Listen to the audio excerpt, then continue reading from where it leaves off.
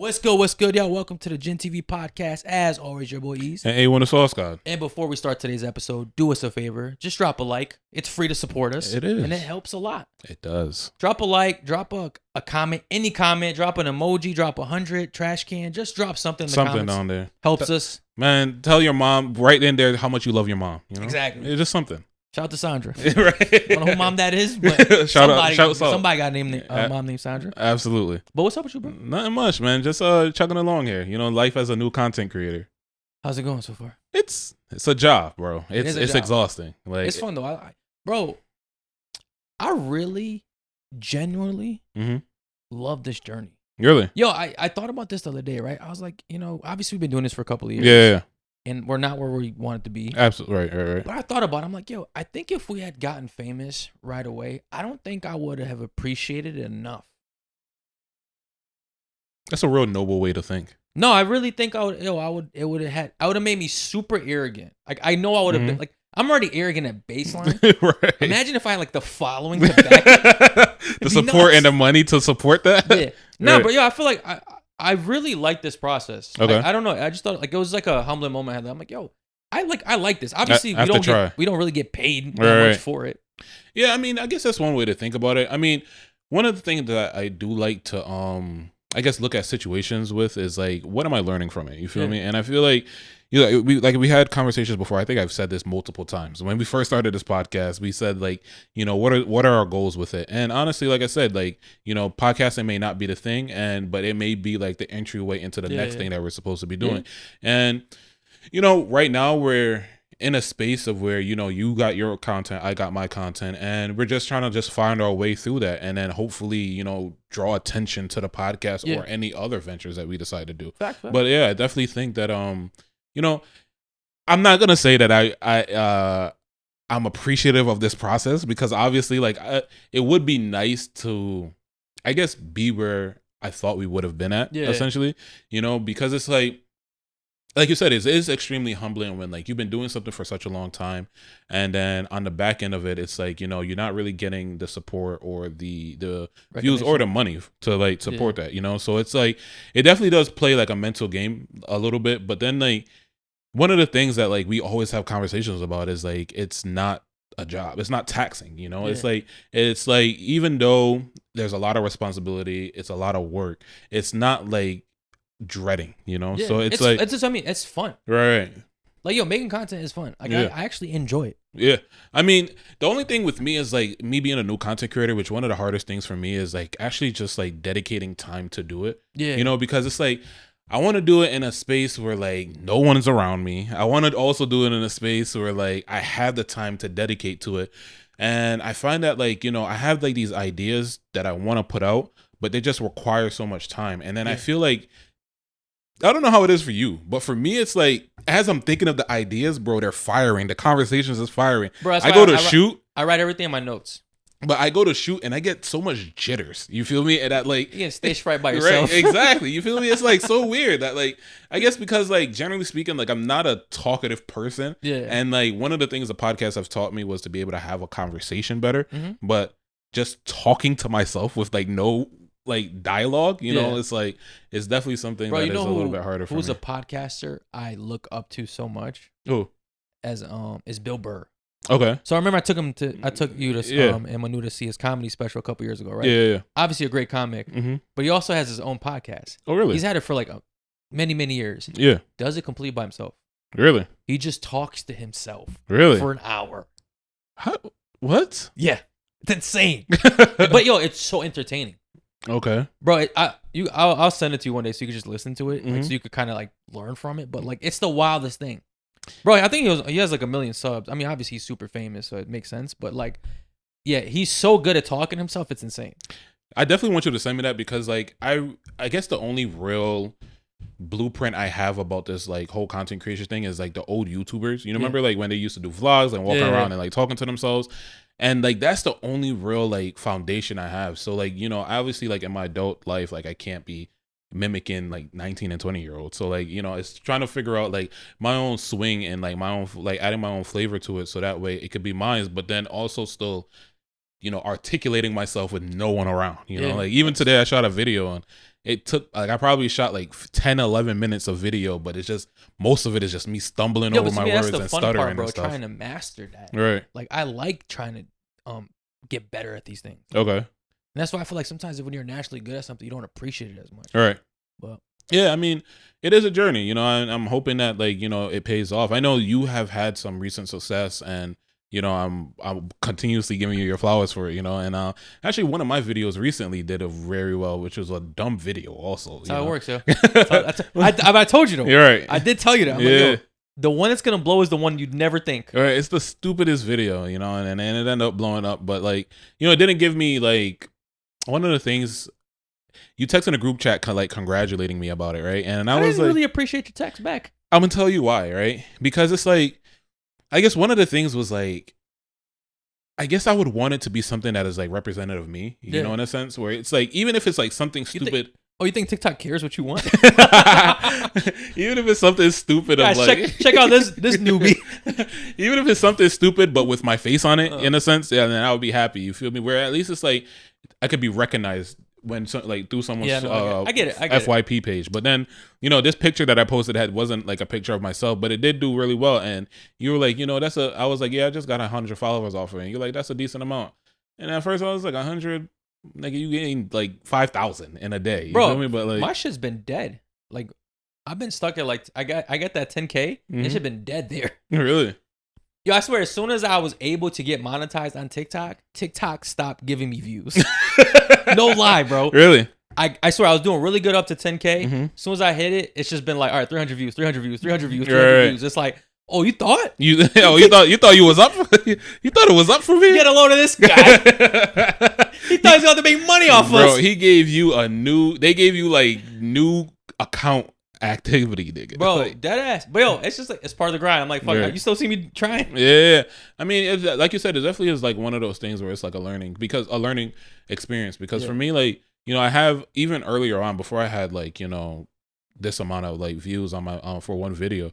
Like I was getting like nice runs, and I'm like, damn, like how are people stuck in like a 300 view jail? You feel me? And then surely after that, right after that, it was just like 200, 300, 200, 300. And and then immediately after that. But then, you know, like you said, you just keep pushing, and then it's almost like a little dopamine hit when you finally see like that one video crack that like, you know, 300, and then you see it hit 1,000 and 5,000, you know? So it's like, that's what's kind of been fueling me, you know? It's like those little, it's almost like they're feeding me breadcrumbs along the way. Like, don't quit, just that. Don't quit. Come on. Like, yo, they know what they're doing, bro. Right. But, so, I mean, so you personally run our podcast TikTok account. How do you feel about like that has been doing? Terrible. Really? The growth's been very slow. Really? I mean, obviously, and the thing, we're still growing. Like we're still getting subs every day. Some of the videos do well, some don't. Yeah. It's just like, bro, you just keep going. Right. Like that's just, I don't know if there's a strategy. You know, you watch all these accounts. They're like, oh, this is how you go viral. This will do it. Right. First of all, they don't know shit. Right. They don't know shit. And I'm sick of them. Like, yo, they'll like those people will have like 20,000 followers on TikTok, and it's like, who are you to give advice? Like, you're barely making it. Right. You're barely afloat. Yeah. But I don't know. I feel like one of their strategies, I feel like in order to get a video to do good is telling people how to get a good video, you know? So like, I think that does well. Right. But then it's like, I feel like it's just like, it's a scam. Right. Like, you're just kind of scamming people. Like it's selling me a course. Yeah. I don't know. Not my type of content. I think it's kind of like low hanging content in the sense of like trying to give views, like trying to give fake advice, because it's all generic advice. Right. And they all pretty much regurgitate the same exact thing. One, try this method or try that method. And it's like, you try it and then like, there's barely any like, you know, success with it. But, you know, what I've been doing has just been working for me. So I'm going to just keep pumping it, you know? Like, don't stop. That's the only thing you can't do. That's the only thing you got to do. Just don't stop. One of the things that some people did tell me, like, oh, not people tell me, but like, you know, on the For You page, they said, it said, to repurpose your content. So even if you made a video just doing the same exact video in another way, and I never thought about that, you know, because sometimes, you know, it is, as a new content creator, I do run out of ideas. You know, like, so that's been one thing. It's hard to get keep original stuff coming. Yeah. So that's the journey that I've been on thus far. Yeah. I mean, I did have like a little pause on content this past weekend. I went to New Hampshire for the first time in my life. Oh, really? Yeah. Okay. Yeah, so I went up there for the weekend. Kind of an interesting place. Yeah. So So when it comes to vacation, right? I have two sides of me. Mm-hmm. I'm either drinking and partying every single day. Okay. Or I'm hiking and loving nature. That's right. Like, there's no in between. There's no in between, right? So this was my hiking and loving nature type of vacation. Yeah. Went up there with my family. Mm-hmm. And first thing when you get to New Hampshire, right, that I noticed, I'm like, this is the whitest state I've ever been in. It's like the least diverse place I've ever been in my life. It was wildly white. That doesn't surprise me. Like, they're in Vermont. No, see, but here's the thing, right?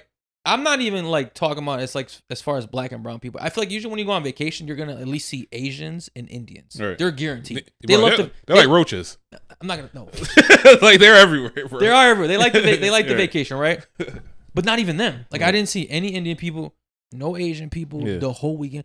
I was probably top 4 darkest person I seen out in New Hampshire. Damn. So and my 2 kids were in front of me. Imagine if I went. Yeah. Like, but yo, and you know when you go to a place like that. You kind of get like that. You kind of got to fill out like, yo, what are the vibes? Like, is it real liberal or is it real Trumpy? You know what I mean? Like, I don't know. I always bank on Trumpy. You know, like. Well, yo, honestly, everybody was super nice, bro. I had no issues, so it was like one of those things. Like, no, don't judge a book by its cover. So, okay.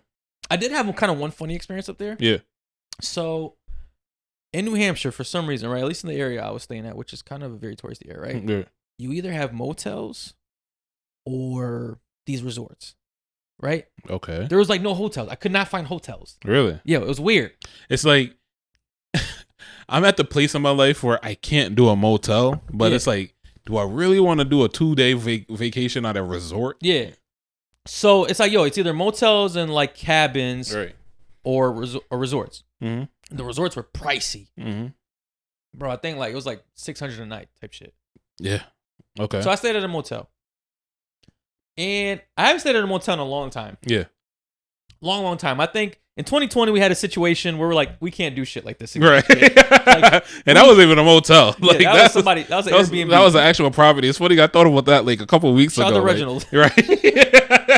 My boy Reggie. Shout out to Jovan. Right. My boy came in clutch. Bro, so we're at this motel. You walk in the lobby. I smell a smell that I've never smelled in my life. And not even on like a musty smell. I was about to say like smell. mildew cigarette smell. It was literally a smell I've never smelled. Mm-hmm. I don't even know if it was bad or good. It was just a smell. A smell. Okay. And it's just was it a pleasant smell?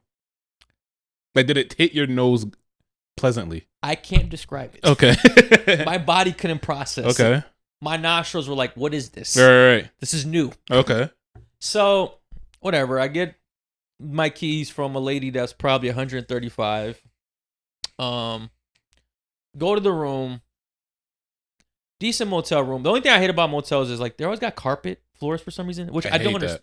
Carpet floor is they disgusting. Stink, bro. It's just disgusting. They stink. It holds so much germs. They just put a vacuum over it. Like So whatever. It looks all right at first, right? Then we go in the bathroom. There's just mad hair like in the bathroom. Just random hair. I wouldn't be surprised if you find a body under the bed. Random hair.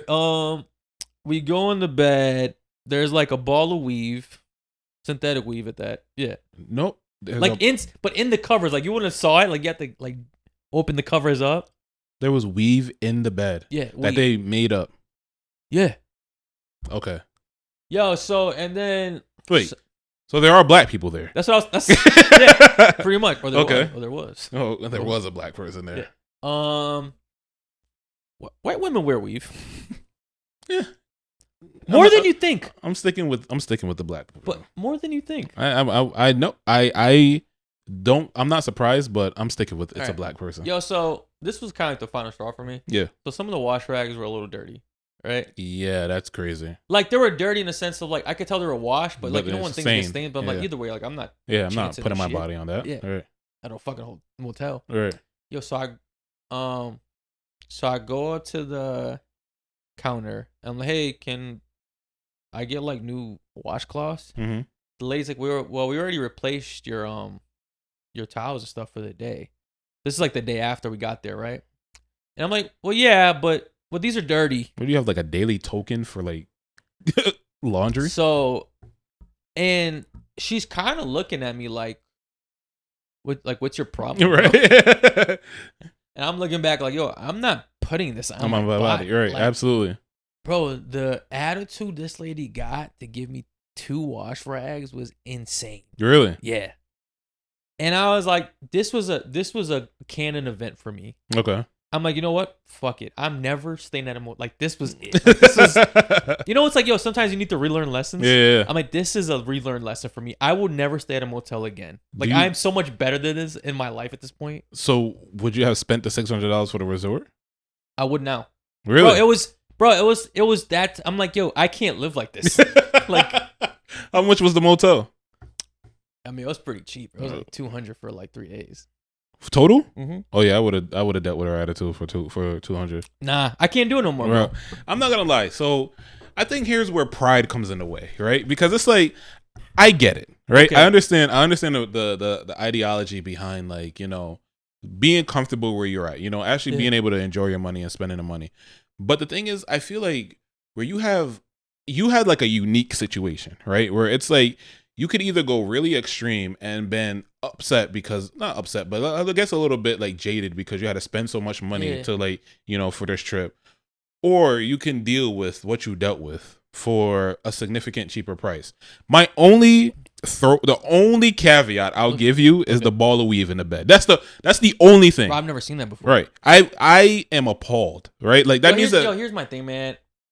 I'm in my 30s, bro. I get it. This is 20s behavior, man. I've worked too hard for motels. See, but the thing, I'm usually right here with you, right? But the thing is, like I said, I think this is where pride gets in the way sometimes, where it's like, it's not even pride, man. I just want places that don't smell and have stains. A motel being that much cheaper is really not like.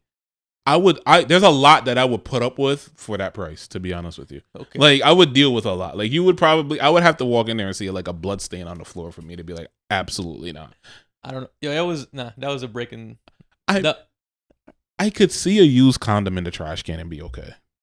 No, that's wild. I wouldn't be upset. That's wild. I wouldn't be mad, bro. A used condom in the trash can, I would be like, okay, like, please take this out, but like, I'm okay, you know? Nah. I'm calling like the army. I'm shutting this place down, bro. You know, it's not that bad because it's like, okay, like I said, I was about to drag it and be like on the bed, but that would have been a little bit extreme. No, you know, obviously that would have been new sheets is crazy. But like we've been on new sheets, which is the part that blows my mind. Like, even then, you know, like, generally speaking, when you go to like most hotels, we don't know, like, you know, what happened on that bed before we got there. Yeah, but I don't want any evidence of what potentially happened. That's my thing, right? Like, motels leave evidence. Or who was potentially there, like, bro, with the weed. And then, like, the lady that gave me the towels, that gave me the issue, right? She was so shocked when we were telling her the problems about the room. She's like, oh my God, I cleaned that room. Right, yeah. It's like, well, yeah. Like, I can see why. You didn't do a good job. I can see why we have these issues, man. Yeah, because if you have this attitude, I'm pretty sure you did a lackluster job. Bro, she looked at me in the sense of like, yeah, most people don't care. Like, what's your deal? Yeah, where are you from? Are you not a real New Hampshire? Oh, you're from the city. You're a city boy, aren't you? Pretty much. Yo, but other than that, great vacation, bro. Yeah. Honestly, I would, if anyone that's into hiking, nature, I would 100% recommend New Hampshire. I did some like crazy fun excursions up there. It was very expensive, like the excursions. Yeah. But some of the best scenes I've seen or views I've seen in a long time, man. Like, we went up this the White Mountains. Okay. It was, bro. It's like, it was truly beautiful. Really? Like, beautiful. Like, yeah. I know you're like 10 out of 10 recommend. I know hiking is like really like one of your things. I'm not there yet, you know, but I used to love, like, you know, scenic stuff, but and all that extra walking and hiking and exercise. They have a lot of trains there. They have a lot of train rides. Now we're talking. Yeah. Now we're talking. I took a really beautiful train ride up like one of the mountains, bro. Really? Like, beautiful. So how much total would you say that trip cost you? Total? Probably like $1,100, $1,200. Okay. But I mean, it's 3 days. We also did a lot though. Like, you know me. Like, if you're on vacation, you're ripping. Yeah, you're ripping all day. Exactly. But all right, want to get into my favorite tweets of the week? Ease's favorite tweets. Ease's favorite tweets / best tweets of the week. All right, ready. Favorite tweet of the week. This one's kind of a silly one. Right. I just found it like humorous. Shark infested waters? You mean they're home? Valid. Like very valid. That one really tickled me. Because it's like we're like I'm the intruder. I'm the burglar right now. Exactly. And it's like almost like a person saying a human infested house. Like, yeah, I'm supposed to be here. I mean, I'd understand if like a shark got someone like out in the woods. Yeah, that'd be random. Yeah, a random event. Like, right. All right, get that shark. Right. But it's like, yeah, if we're in their house. Right. I mean, bro, I had read this one time where it's like, yo, we kill like 20 million sharks a year, and they kill like 30 humans worldwide. Well, Vaughn said is 6 of 24. Go check the score. Yeah, shit, King Vaughn. All right. Favorite tweet. Mm-hmm. If I cheat and you keep bringing it up, I'm cheating again. Yo. All right, hear me out. All right, talk to me. Hear me out. All right. Are you like justifying this? hear me out. Right. Okay. It sucks when if you're cheated on and like you're pouring into the person like how much they hurt you and stuff. It's kind of like clearly you're not settled with it, right? But then the receiving end of that, like people don't think about how it feels like on the receiving end because no one cares about how the cheater feels. Right. It's always about the person that got cheated on. Which is for valid reason, right? But then like if let's just say you're a cheater, because full transparency, I was that person. You feel me? Like I was that person that did the cheating. And when it came in terms of like, having a conversation with the person and then like, just like settling things and trying to move past it, it was like just dagger after dagger after dagger, of the hurt that was caused before. And, obviously like me in a selfish mind, I'm like, damn, like you just keep talking about it. You feel me? Like, but it's like, yo, it's either like leave or let it go. Right. But it's like, I'm not mature enough quite yet. You feel me? And so I'm not gonna go to the extreme of saying that I'm gonna cheat again. Yeah. But like, it was like shut up. I can understand. You feel me? Like, I'm asking you, if you get cheated on, right, and you find out that you got cheated on, and you stay with the person that cheated on you, you're making an executive decision that day that you accept and forgive. That's if you stay with the cheater, you are forgiving that cheater. And honestly, when you forgive, that slate is clean. I know it's no. Oh, hold on. Let me land. Okay. Let me land. Land. My turn. Land.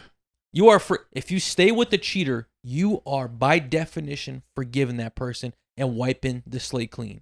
And if you can't deal with that, don't take them back. I get the message. Okay. All right. I get the message, right?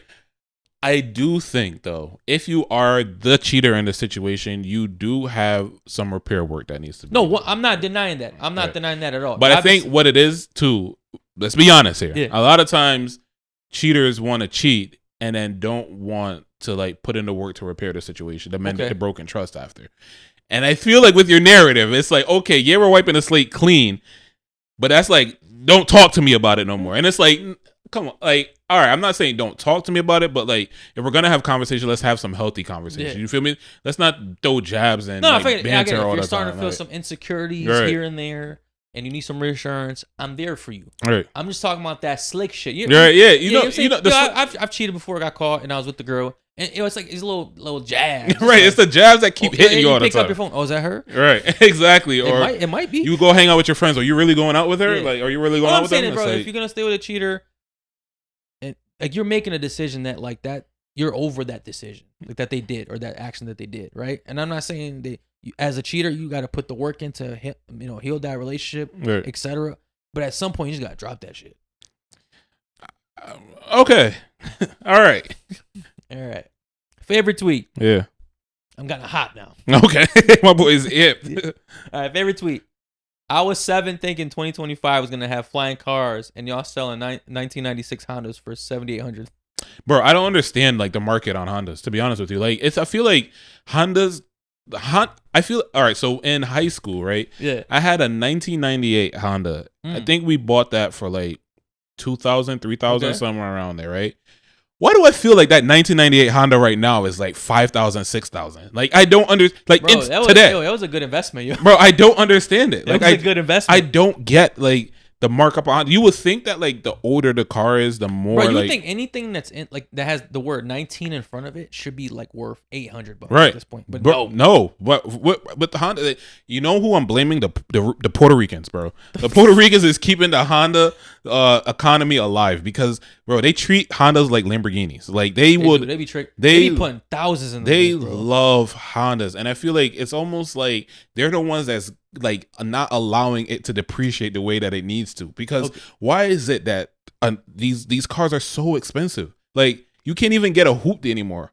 What, remember when like hoopties don't exist anymore, bro. Hoopties do not exist. Like that's valid, bro.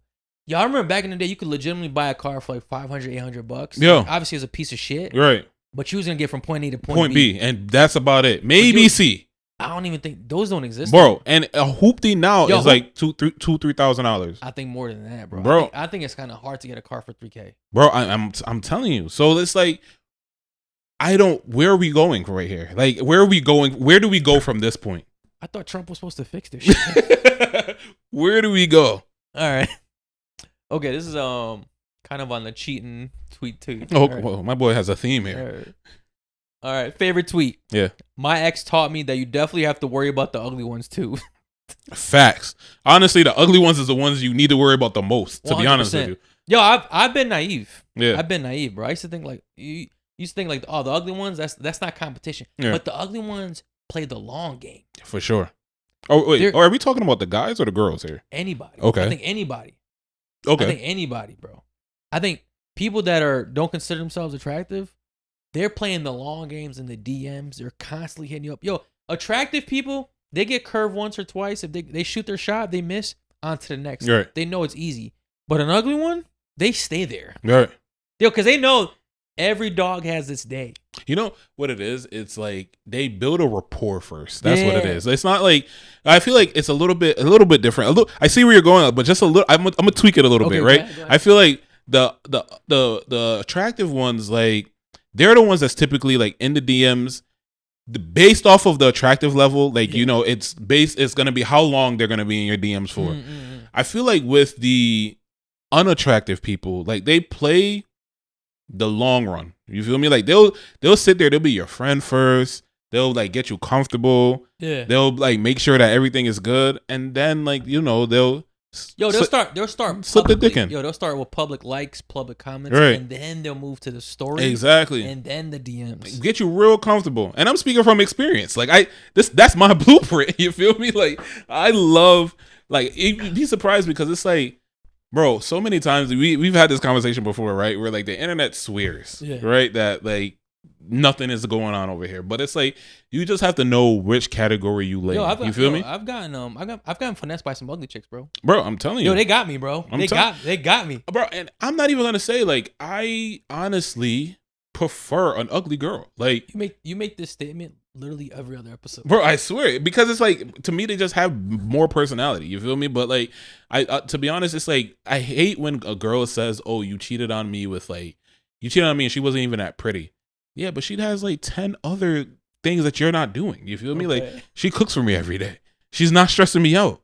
She's throating me constantly. You feel me? Like, so it's not always about looks. The ugly ones is the ones the ugly ones put in the work, especially when they got you. They're gonna make sure that they try to keep you. You feel me? So worry about them. Yeah, worry about them the most. All right. Favorite tweet. This one's interesting. Mm-hmm. Men don't appreciate lingerie anymore. Nah. Y'all posting it online. That's what it is. That's what it is. Yo, you know what it is? Growing up, I used to think like lingerie was like the sexiest thing. So ever, sexy. Right? You'd see it in movies and stuff like that. You know, your older boys or people in your family would talk about like, oh, my wife or whatever, my girl pulled up some lingerie, and I'm like, damn, I can't wait to like experience this shit. Right. And then I started seeing y'all wearing that shit to the club with Tim's. Right. And I'm like, wait, what? And at first I was like, this is nuts in a good way. But now it's like, yo, come, what are you doing? Right. It's desensitizing, you know? It's like, you know what it is, and for the people that don't understand, there was a period in time, right, where it was almost provocative. It was provocative, not even almost provocative. It was provocative for a female to show her ankles. Think how simple that is. You feel me? Think how many ankles we see nowadays. I experienced that. No, this is like way before our time, right? Oh, way before our time. We didn't live through this. No, we didn't live through this. This is like way before our time. I was gonna say like through our like experience of life, like there was a point where the most you would see like some slight cleavage, right? Right, like unless she was like a thought, and there wasn't that many around at that time, right? There was like some known ones, yeah. And that's like you'd see them dress crazy and be like, okay, but like that's what you expect. But like the majority wouldn't dress like that. Where now it's just like it's the norm, bro. Like, even it's crazy because like, the point I was gonna make is like, after a while, it's like, once you see something for so long, it kind of just like tires you out and you become desensitized to it. And then like it's almost like how we are becoming with like pornography at this point. Yeah. Remember when like we were younger? I don't know for you, but for me, bro, I remember when I first saw porn, like I was probably bricked hours after. You feel me? Like the moment I saw it, I was like, oh. Yeah, we're here. And I didn't even see video. I saw like paper. Exactly, and it did it. It did it for me, right? Full but push. now I'm at the point where I have to like find the right video. Like I can't even like you feel me? Like I can't even like you can't even, it has to be some weird shit. Right, it has to be like something specific. You feel me? Like and it changes daily. You feel me? Like what I like yesterday may not be what I want today. Like this is a problem. This is a problem. What I like yesterday may not be what I like today. Like my man's like on page 58 on Pornhub. Bro, I swear, you joking? I'm dead serious, bro. I believe you, bro. Sometimes I get frustrated. Like dick in one hand, phone in the other. I am pissed off. Like page after page after page. I just cannot find like the right one, bro. I really just don't. I really don't even go on those sites no more, man. Really? Yeah. It's just like I caught myself getting to that shit. Yeah. I gotta get back to normal. I gotta restart my engine. TMI. There was a point in time, right, where I was enjoying myself on a daily basis. Like I would have a ritual, right? Like every single day I would do it, right? For years. And then it got to the point where I think once we started like having a little bit more access to it, I was just like, just not feeling it anymore. And I kind of like just lost the interest in it. What really got me back into it was Twitter. You feel me? And that's like the only source of it that I do. See, I got sick of it on Twitter. Now it's on Facebook, bro. It's too much. Right, Not for it. It's just obviously I like looking at it. But it's just like, that's enough, man. It's just enough. But it's like for me, it's like even now I'm at the point where I am getting tired of it as well. And it's like it's kind of going tying back. It's like it's kind of the same thing with like lingerie. It's like. No more is lingerie for us, It's like it's kind of just like lost its appeal, yo. Yeah, because now you can see it like when you go to a bar. Right, it's like it used to be saved for a bedroom for between someone that you really liked. Yeah, now it's like there's 3 girls wearing lingerie at a bar just because it's a Monday. Yo, today I was walking to Walmart and I was literally thought to myself, there is like you should see the amount of women I saw with like their belly hanging out, like in a crop top. And I remember like those at one point in time were like skank outfits. You feel me? Like those were super revealing. But this is where we live right now.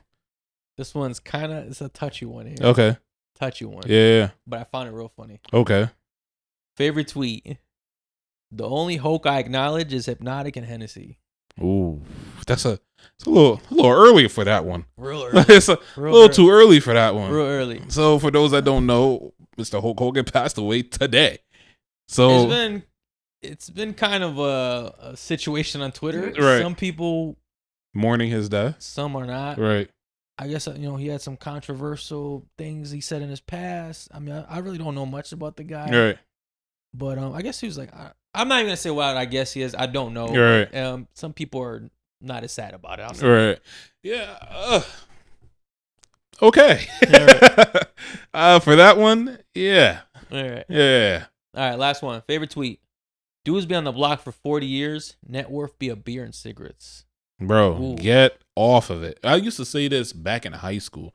I remember like there were people that would like sell weed, and to me like they were just so bummy. You feel me? Like they never really had like real money like that, or like I feel like they had money, but then they always had weed and it had a little bit of cash. Like they never really was like balling. I feel like if you're risking your life, you should at least be like either be out chop or not. Right? You feel me? Like there's no in between. Like I don't understand. Some people sell weed or sell enough drugs just to make minimum wage. Doesn't make sense. And it's like, yo, just go get a minimum wage job without the risk. And the wildest thing is what clowns somebody that has a 9 to 5. Yeah. Like it's just a backwards mindset. You feel me? Like, bro, I remember like what fucked me up one time. I was like, on my boy's house playing cards, and he had like some of his friends over and stuff like that. And dude, like, he trapped and stuff like that. And I was like, kind of just talking. I'm like, yo, like, how much do you like make a week? Mm-hmm. I don't remember what number. This is a couple years ago, but he had said an amount, and I'm like, this is like minimum wage. Like, right. what are you doing this for? Hey, is that? I'm telling you, it gives you hood stamps. Like, it gives you hood stars. That's the only reason why. Oh, do you think people are gonna look up to this guy if he works at Walmart? No, like he's not gonna get looked up to.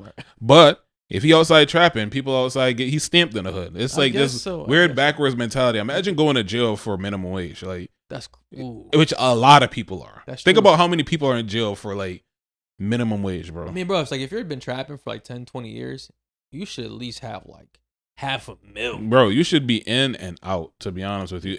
How long would you say you would trap for? Like, if I trap? Yeah. Let's just say right now you had like, all right, not right now. Let's just say right before you came up, right? Okay. How long would you have trapped for with the knowledge that you have now? That I have now? Yeah. Probably like 5 years max. 5 years max. Yeah. Do you have a target number that you would want to hit and then be out? Probably 3 or 4. Okay. Yeah, I think like 3. 3 is my number. If I could get like 3, I'm like, okay, like I would hopefully want to be able to say this is enough. You feel me? Like, nah, I think you make that 3, like, nah. Yeah, I could get another one. Get that 6. I could get another one. Yeah. But yeah, I feel like you guys, there has to be like a game plan here. You can't just be doing it like forever. You feel me? But it's like, at least it's like, I understand if you're making mad money and you do it and you don't quit. I understand that. Right. It's like, damn, you're making mad money. Right. But most of y'all don't. Making less than 40,000. Yeah, it's like less. You'll get a regular job, bro. Like, it's easier. You get benefits 401k. Like, yeah, health insurance. Yeah, not that bad. All right, but that wraps up my favorite tweets of the week. I actually like this one. Like that one? Yeah. Good. Yeah. All right, man. Let's talk some news. So I know we're speaking about becoming content creators earlier in our journey through it. Yep. So I do got an update on the TikTok ban that's been happening for a couple of years now. Yeah. So TikTok's parent company ByteDance has until September 17, 2025 to sell it to U.S. operators or face a nationwide ban, which that's coming up pretty soon. This deadline was extended by President Trump for the 3rd time. As you know, they shut it down earlier this year for like a day. Right. So now it's been, they've been kicking like the can down the road. Mm-hmm. So as of right now, they're trying to work out a deal with Oracle. Blackstone was originally in the deal, but they have since dropped out, which is kind of bad news because they're a really big company. They were considered to be like the main ones that were gonna purchase part of it. So, but in the meantime, TikTok is building a separate U.S. version of the app called M2. Probably heard about it. Launched at September 5. It'll have its own algorithm and data separate from the global app, which will be phased out by March 2026. So the only obstacles right now is China has yet to still approve this sale.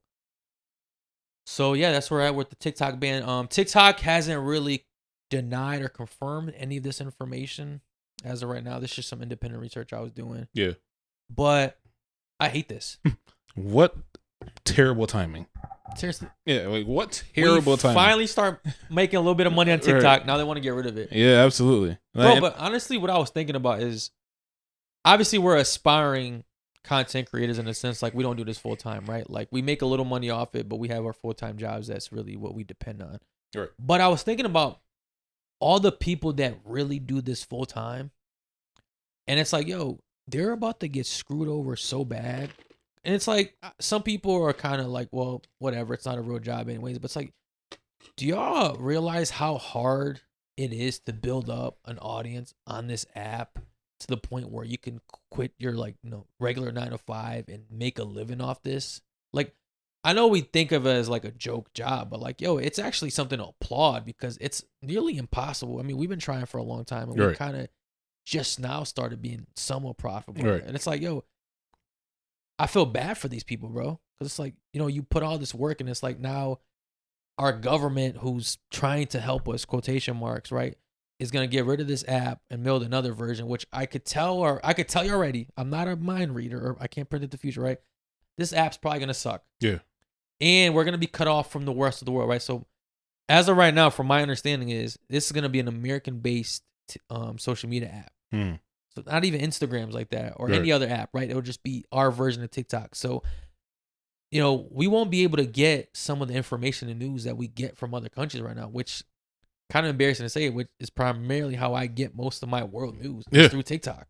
Like, I'm not watching the news. It's not even embarrassing at this point because I feel like the news is so corrupt at this point that like they really pump out information based off of like who's above them. You feel me? So it's like you either have CNN that's pumping on one narrative, you have Fox News pumping on another narrative, you have these independent news stations pumping out whatever narrative, then you have like the subsidiaries that just pump out false news completely, like blatant false news.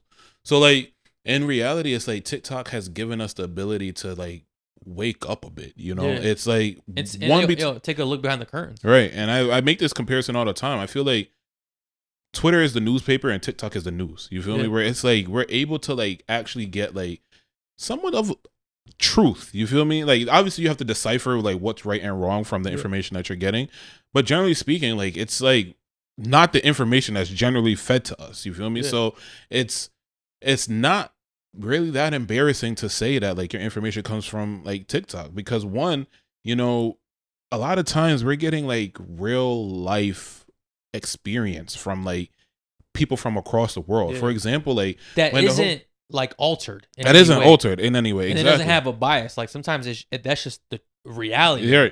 Like I remember specifically like when the war was just happening that we touched on not too long ago. There was actual videos of like the impact it was having on like the people of that town, you know. So it's like you're watching that you are not seeing on the news, right? You're seeing missiles literally fall out the sky and like crashing into like a couple streets over. So it's like, you know, being able to just have like that raw, I guess, reality check is good in a sense because it gives us it's bad in a sense because it gives us like, you know, once again it just desensitizes us, you know. That's the word for today. You know, it desensitizes us, and you know, and on the flip side, there's a lot of good that comes from it. You know, it does give us. I mean, insight. bro, I'd rather know the truth, even if it's ugly, and let me make my own decision. You know, like I feel like what we are in right now, and I think with Facebook, with YouTube, maybe. I mean, Facebook owns Instagram, but like with Facebook and YouTube, because I'll say those are the main two like social media platforms that are kind of like independent in a sense. Not at all. I don't trust Facebook at all. Hold on. I was getting there, right? Okay. I was getting there. So like with Facebook and YouTube, those are like the two main independent ones, and both of them are heavily censored. You feel me? And both of them are very much tailoring a narrative that they only want their people to listen to. There's certain things that you cannot discuss on Facebook. There's certain things you cannot touch on YouTube. And it wasn't always like that. And we have this experience personally, you know, where personally, like some of our videos got pulled down or flagged because of certain topics we were talking about, which was just our opinion. You know, we're not saying like don't do X, Y, and Z or you should do X, Y, and Z. We're literally saying, I don't know, like this doesn't sound like a good thing. I honestly think big reason for this TikTok ban has to do, and I'm gonna try to word this carefully so it doesn't get flagged. Is the new war going on right now? Not the one in Ukraine, but the new one. With those people. And I think Mark Zuckerberg has a hand in this, bro. I think obviously Mark Zuckerberg I think hates TikTok because it takes us away from Facebook and Instagram, which he owns. And why him specifically though? Bro, I just feel like he has the most to gain as a social media owner. If TikTok goes away. I could. And I think this guy named Bibi, who's a prime minister over there, who I think wants certain information that's coming over there and making their side look bad. That's getting spread through TikTok. Okay. I'm not disagreeing with that. This is a conspiracy that may possibly have some validity to it. I guess my only, like, to play devil's advocate, I know that Trump has been specifically pushing like for this TikTok ban. But I don't think Trump really calls the shots. Okay. Now we're touching some tricky waters because I know that Trump specifically wanted a TikTok ban, and I know Trump doesn't really care for Mark too much. You know, it's like they're not on good terms at all. He pretty much called him like a loser or something like that, like on national television. So I don't know what incentive he would have to push for something like this. But if now you're saying that if he's not calling the shots, now it's making it seem as though like, okay, what's that word they were using a couple weeks? Oligarchy, right? I Right. think a lot of these people are in this oligarchy, which is like, these billionaires, Mark being one of them. And I think they're really the shot callers, bro. And I feel like whatever makes them the most money is how they dictate the president to run the country. Maybe some validity to that. I mean, I don't know where do we go from here, because it's like, don't get me wrong, TikTok was extremely censored as well. There's certain things you could not discuss, and I think it was just primarily just like family friendly things they wanted, like, which I feel like initially the interest was it was geared towards kids, but then obviously the adults took it over and made their own thing. And I feel like they have gotten better and like, pulling back some of the restraints a little bit, but then they are still a little bit too like, restrictive. They are, but I feel like you could still tell the truth on what's going on in the world, whether it's ugly or not. Right. You just have to kind of do it in the way they like. Right. You can't, right, exactly. So, I mean, I think that like, where do we go from here? I don't know, because I feel like ultimately what you just said is that once TikTok is gone, it's pushing the masses into like, kind of like migrating back into like these other social media platforms. Yeah, which also at the same time don't pay you as much as TikTok. No. And it's insane, because it's like, for anybody to clown these content creators and say like, okay, like, it's not a real job or whatever. Me and you joke about this all the time, where it's like, realistically in 2025, like, it's next to impossible to like, become wealthy off your only chance is TikTok. You're wealthy off of like, working a 9-to-5. You feel me? Like I remember like the American dream at one point was to get a good job and to save up money and to purchase a house. Housing is outrageous at this point. Most jobs are not really paying you a livable wage, honestly.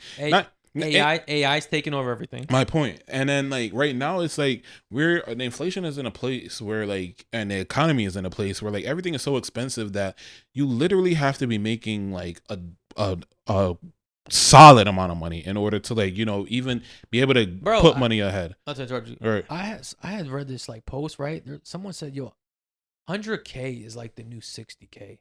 Yeah. And it's not necessarily true, but it's starting to feel like it, man. Right. Yeah, I remember the first time I made 100K in my life. I was like, I couldn't even believe I made 100K because I didn't even like keep up with how much I made. Right. I just knew I made 100K when I went to go file my taxes, and I'm like, wait, I made 100K? It doesn't feel like it, because I'm like, I remember growing up, I thought if you made 100K, you were technically like upper rich. Middle class, right. And I'm like, I'm just kind of doing okay. Right. Like I'm enjoying my money, but it's not like I'm balling out right now, But it's reality is it's like, there isn't, outside of like social media and like these, I guess, niche ways of making money, creating like these businesses or something like that, like which the average person isn't gonna be able to do. Right. Like I'm not a genius. I'm not like no inventor. Like I work a regular 9-to-5. And then I try to do content. Like that's my only chance. And this was an opportunity. I started gambling though. these social media opportunities is kind of what's giving people the ability to stretch out and go into I guess to live the American dream in a sense. Which I think now that I'm thinking about it, which was the reason why I was stumbling over my words, I think the next move is going to be Twitch, to be honest with you. Twitch? Yeah, I feel like that's going to be the next wave that people are going to ride. I do not foresee them pushing, like, Instagram is a little too strict. It's a little too, like, uptight. It's not strict, yo. It's just not fun anymore. Right. It's not uptight, Okay. It's like, there's just, like, it's too cool. You feel me? Yeah. Like, you have to have a certain image for Instagram. Yeah, true. So it's like you got to be perfect to post on Instagram. Right. Where TikTok, you can be yourself. Facebook is a little too personal. Like, it's almost like your friends, your family, like those people are like watching you. And a lot of times people have a little bit of uncomfortability, being themselves in front of like, their friends and their family. Which TikTok gave us the ability to, have a little bit of a reach, where it's like, I don't know who these first 300 people are going to be, but I feel like the next wave is going to be in the streaming side. I think how you're gonna get yourself out there in the streaming side, that is up for discussion. Yeah. You know, I don't know like what is gonna be like the actual replacement, but I can honestly see most people that are content creators are gonna be pushing towards streaming. I mean, bro, but it's like we shouldn't even be in this position, man. Right. You know what I mean? It's just like, just listen to your people. Like, I've seen that guy, the owner of TikTok, come on the news and talk about, yo, like, I don't want your information. I believe him. He looks pretty honest to me. Right. But it's just like, bro, if there's really some type of issue where you feel like they're getting our information, like, work with TikTok, like, build safeguards, like, don't get rid of the app as is. Like, it's just, nobody wants it. Right. Nobody wants the app to go away. Nobody wants this M2, M3 bullshit that y'all trying to build. Mm-hmm. Like, because either way, right? If it's just American content creators or like that's the only people that have access to it, then you're cutting away literally billions of other views. Right. So even if you are still profitable on this new app, like it'll never be the same amount you were making before because half your audience, more than half your audience, is already gone. They just want it to be American stand, so they can steal our information. Right. It's like it's crazy because like I remember when this whole discussion was coming into play, and they were going like, and they were in court, you know, and the owner from TikTok was talking to like maybe the Supreme Court or somebody about this. I don't know who he was talking to, but they were asking him questions, and I knew that it was nonsense when they asked if TikTok had access to the Wi-Fi. I was like, what? Like, are you like these? And I kind of put things into perspective for me, right? Where it's like we have these old farts that are on like that are making decisions that really generally don't make sense. Like I remember when I was younger, right? For example, remember when video games first came out? My mom did not want them on her TV at all because she believed that it would break her TV, right? Yeah. Where else are you supposed to play it? I had to put it on my TV. So if my TV broke, then it wouldn't interfere with like the house's TV. Okay. Right? And she ran with that narrative for years because she believed that when you hook certain things, when you hook up new technology to your stuff, it ends up breaking it. Anything new destroys stuff.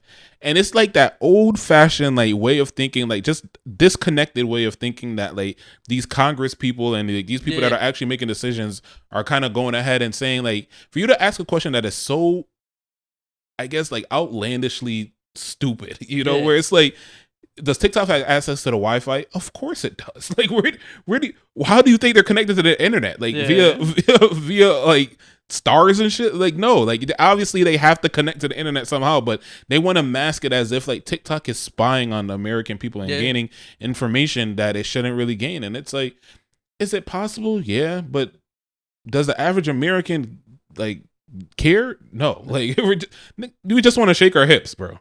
Yeah, just have some fun, make some videos, make some money. That's it. Like, that's it. I don't know, man. I just hope this ban doesn't really go through, even though it seems like it's inevitable at this point. I mean, I feel like it's time for us to migrate. You know. Yeah. But let's just enjoy it while it lasts. All right, so let's get into some local news. Let's do it. All right. So Wisconsin Packaging Company is actually coming to Connecticut. Okay. Yeah. So this company is actually, like I said, a packaging company that's coming from Wisconsin. It's going to be moving towards Plainfield, Connecticut, which me and you both had like a similar conversation about like Plainfield. I'm like, I don't even know where that is. I thought I know of Plainville. Yeah. But Plainfield, I don't know where that is. But it's going to be coming to Plainfield, and it's supposed to be bringing $1.5 million annually to its local economy. So that town's economy pretty much, which is a great thing, you know, and it's also supposed to be creating 200 more jobs also. So that's good, bro. Yeah. 200 jobs for Connecticut residents, 1.5 million for that town. Yeah. Yo, I think anything that brings money to our state is always good news. Hopefully our taxes don't run them away like they did some other jobs and some other companies. But, that's good news, man. I think people in Connecticut always deserve some good news. Yeah, I mean, it finally feels nice because, like, Connecticut doesn't really have, like, I always say Connecticut doesn't have, like, a name for itself, like an identity in a sense. And it's really, of the world. Right. But, okay. But next thing is like, it's really nice when, like, some of these companies come in and, like, create possibility and opportunity for like the local people, you know. So like especially when like Amazon first came over, everybody and your mother, like worked at Amazon at one point, and I think it definitely gave a lot of people, a lot of people jobs, like, and I think this is another opportunity. Obviously, this is on a smaller scale, but Connecticut welcomes you. Yeah. So hopefully, you treat us well, we treat you guys well, and we all make some money and help our pockets in the state grow. Absolutely. I think that concludes our news. Yep, that's our news for the week. All right, bro. All right. Let's talk some money. Let's talk money. So, as previously discussed, we are on our savings goals this year. Mine is trying to hit 30K. Yep. You have a mystery amount? I have a no amount anymore. Yeah. All right, so I'll go. You want me to go first? Yeah, go first. Last time I went first, you kind of gave me some shit. You want to go first this time? All right, I'll go first. Okay. All right. So, my savings account is still going. Okay. I am up to 6,000. 6,000? I was just gonna guess 5. No fucking way, yo. $6,011. 6,000 what? And $11. Damn, bro. Yo, good job, man. Yeah. 6K? 6K. I thought I had you at 5 at one point for the year. Bro, I'm not gonna lie to you. How's it feel? I'm not gonna lie to you, and this like call me what you want, right? But I was so excited to tell you. Like, I'm not gonna lie to you. Like, I was like, yo, you actually surpassed my expectations right now. God. I was not gonna get 6. Really? I thought you hit 5. I was like, he hit 5. Yeah. So my last pay period, which I don't think we shot anything from my last pay period. Yeah, but last pay period I was at 54, right? Okay. And I got up to 54. Okay. So I've been riding at like 54 pretty much like this for the past 2 weeks. This week I didn't get paid as much as I would have liked to, which I don't know what is going on because that's been my constant thing. Like, I'm not getting paid as much as I would like, which obviously like, who is right? Who is? But like for whatever reason, I'm thinking like, okay, like I try to like do like a rough amount of like how much I'm gonna get paid, which is the reason why I'm saying this for those that don't know, right? So like, we've had a holiday in this paycheck. We've also I had a couple overtime shifts. I had a training on my day off, and I think I had a mandation, which is double time, right? Okay. So with that, like I'm thinking like, okay, like I'm gonna get a certain amount of money, and it fell way shorter than that. Right? Yeah. I had to check my stub. You feel me? And it's crazy because I actually have an update for you about some nonsense, right? Okay. So quick sidetrack or quick side story. Since I've been working at this job, I got hired. So you have a contract, right? Mm-hmm. And it has the amount that you're going to be working for, the hours you're going to be working for, and everything. About like November, I realized that they changed the system, and I realized that I'm getting paid like 60 cents less than what is on my contract. Right? Oh. Yeah. For the whole time? Up until November. Oh, that adds up. So I reached out to the HR department. No, I reached out to my supervisor. My supervisor is like, I don't know why. They never know. They never know. I talked to her supervisor. She doesn't know why. So her supervisor is like, okay, well, we're going to look into this. I'm going to try to get it rectified. You absolutely are owed money, right? So this got all the way up to like some bigwig, right? Right, some bigwig. And they pretty much said, I guess when you're hired in newly to this position, you're hired in under a trainee. And under the trainee, you're paid at a lower rate than what your actually like full position would be when you pass your probationary period, right? So I'm like, the argument to me is like, that's fine and dandy, but that was never discussed with me. And my contract says this rate.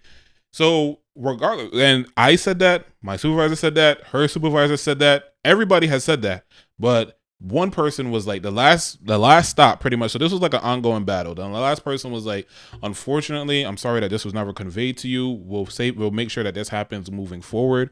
But there's nothing that we can do at this moment because this is this is the union contract. I'm like, what is happening? Right. So I didn't say anything. I was advised to like kind of wait until like my probation is up to where I had like union back in, and then I can like, try to fight it.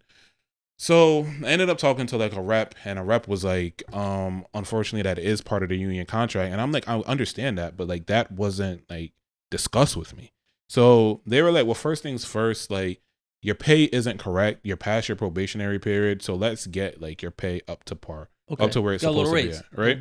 Right. So I ended up honestly, so this was so I ended up passing my probationary period in February, and it literally took up until my last pay period for them to correct it. So I had like pretty much the understanding was the agreement between me and the rep was like, we're gonna fight for what you were supposed to be paid for up to February, and then we're gonna discuss everything beyond that. Okay. So I finally got that in. So I'm like, all right, 60 cents with the amount of the overtime slow down. I'm thinking it's gonna be like, maybe like 400, $500, something like that, right? Nothing too crazy. Like, so all the back pay. Yeah, all the back pay, right? And the difference. They said $900. I was like, ooh, like but this is nice, right? So with that check, I had a $900 retro pay. I also had a couple of like mandates, which is like I said, is double time, and I had like some other stuff in there. I'm thinking we up there in numbers, right? Bro, that check hit. Like, I thought I got bamboozled. Like, I was so pissed off. Like, I was like literally off by like probably minimum $1,500. And think mentally, right? That's a disappointment. Right. Like, mentally, I'm off by like at least $1,500. So I'm like, yo, I just work for free. Right. Like, what is going on? And I'm like, yo, so I had to, once again, I jumped up because I jumped online to try to see the dumb thing is too, you get paid like our payroll our payroll website shuts down until 4 a.m. It shuts down after 8 p.m. and shuts down until 4 a.m. So I don't understand it, bro. So I had to wait until 4 in the morning, 4:01. I'm on the computer, like, searching up my thing, and I'm going through it, and every single thing is there. You feel me? So I'm like, your taxes, bro. They didn't even short me. So they ended up just killing me in taxes, and they made me sit back and think, like, yo, how much would I have gotten paid if this retro was not in there? You feel me? What I realized, cause I made that mistake earlier, is if you're gonna get any type of bonus, you don't want overtime on that check. That's what I realized, yo. If you have a bonus coming, don't even pick up overtime in that pay period, because it will kill you in taxes. Yo, I was so heartbroken, bro. Like, I could have cried in that moment, honestly. But yeah, so that honestly, I don't that bonus didn't really mean much. I mean, it did help, but it didn't really mean much in the grand scheme of things. I pretty much got paid how much I was normally getting paid when I was picking up a ton of overtime. Okay. So it wasn't really like that much. Nice check, nice. Yeah, right. But yeah, your boy's up to $6,011. Okay, right, yo, 10,000 is looking feasible. I don't know. We'll see. We'll see, man. But yeah, I was so excited, bro. From the moment, like, I had to stop myself a couple times from like telling you, like, your boy finally cracked 5K. But nah, that's good, bro. Yeah, man. So I was at like 54 for a while, and now I just deposited 53. I'm sorry. Okay. And then I just deposited another 700. Okay. So yeah, I'm up to 6. Yep. All right. As far as me, so I was stuck at 19K for like the summer. Yeah. Like I haven't made progress on this account in like probably 2 months. Yeah. Because I just kept going on these little mini trips. Yeah. But I kind of had planned, like, I think I told you once I paid off my house, I'm like, yo, I'm kind of gonna enjoy my summer. Yeah, like, you're gonna not going on crazy trips, but like these mini trips, and unfortunately things add up, Right. But bro, so I'm thinking like 1 or 2 mini trips here and there. This guy has been on mini trip like every other weekend at this point. I mean, it's only been 2. I feel like it's been more. It's 2, about to be 3. Okay, go ahead. Yeah, it's only been Niagara Falls and New Hampshire. That's it. I feel like you went somewhere else before that. Nah. Okay, I'm gonna remember, but go ahead. Unless I'm bugging. I feel like you went somewhere else. You went somewhere. I went to New Jersey for a night. I don't know if you're counting that, but that was possibly. That was my son. Like, that was just one night. That was for my son's birthday. We just went to the mall, like walked around the mall. Okay. But I wouldn't count that as a mini trip, because that was like a $300 kind of night. Like, oh, well, measly $300. Like, all right. You know what I mean? All right, but I was stuck at 19K for a minute. Yeah. I'm finally at 20K. Oh, nice. Okay. So it took me like 2 months, but I'm finally at 20K. My goal is still 30K, so obviously 10 to go. Is 10 feasible by the end of the year? It's really up to my efforts. How hard would it be to get there?